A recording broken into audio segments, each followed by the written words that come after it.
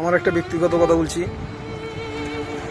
YouTube অ্যালগরিদমের কাছেই আমি আমার বক্তব্য পেশ করছি যে আপনারা আপনাদের রুলস রেগুলেশন আরও কঠিন থেকে কঠিনভাবে ফলো করুন, নয়তো এই বিশেষ করে ভাষার আর পোশাকের ওপর ভিত্তি করে নয়তো মানুষ পোশাক পরাই ভুলে যাবে, আর নয়তো ভাষা লঙ্ঘন করে অধিকতম পর্যায়ে পৌঁছে যাবে। যাই হোক, এটা আপনারা যদি একটু লক্ষ্য করেন তাহলে মনে হয় ভীষণ ভালো হয় সমাজের দিকে, এমনকি মানুষের জীবনযাপনের।